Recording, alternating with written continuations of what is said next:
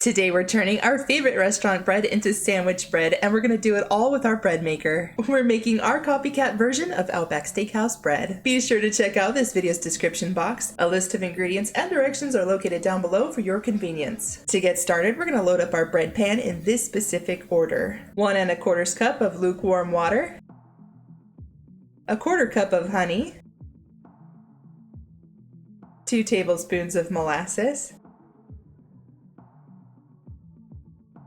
3 tablespoons of unsalted butter, cubed and softened. As a side note, I am using salted butter here because I rarely ever use or ever buy unsalted butter. 1 1/2 tablespoons of cocoa powder, 1 tablespoon of brown sugar, 1 teaspoon of salt, 2 1/4 cup of white bread flour. This is the brand I'm using.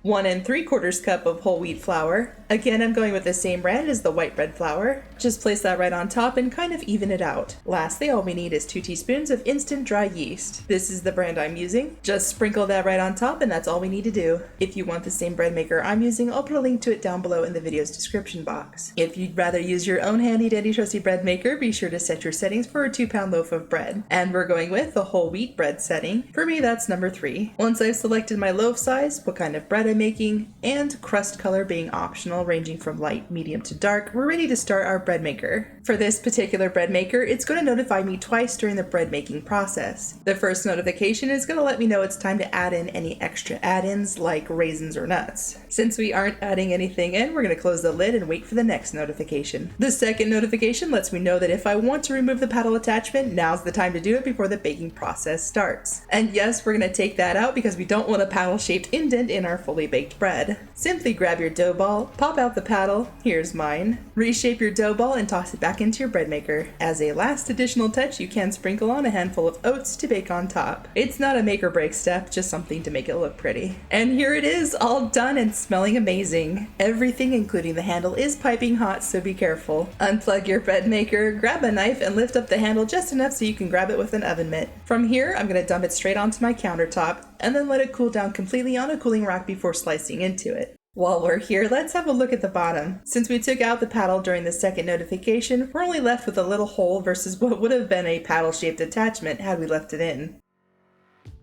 Here's what a slice of bread looks like. And here's an ingredients list. Be sure to check out my other bread maker video, a basic white bread recipe, also very delicious. Thanks for watching, and if you like this video, be sure to subscribe so you don't miss out, and I'll see you all in the next video.